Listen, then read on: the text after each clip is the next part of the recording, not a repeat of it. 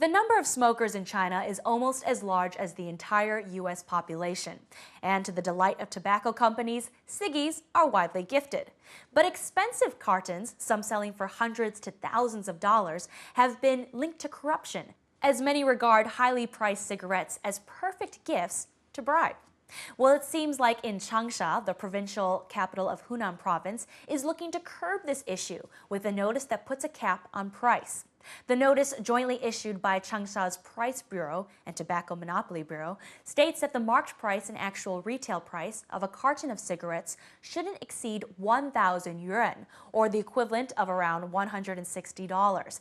And the price of a cigarette pack should be kept under 100 yuan, or about $16. The local government said the limits on price are a means to prevent corruption.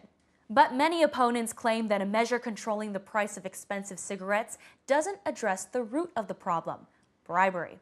Our researcher Teresa Gu went out to ask local Beijingers their thoughts on the issue. Do you think a ban on expensive cigarettes can help to prevent corruption? 起不到吧，应该是。 I don't think it will work because nowadays people have a better standard of living and earn more money than before. They don't care about spending more or less money when sending a gift to their superiors during festivals. A ban on cigarettes would be helpful considering bans on other extravagant goods. Just come back from Singapore. Their regulations on cigarettes are very strict. I think we should learn from them. As far as I'm concerned, the ban won't help prevent corruption.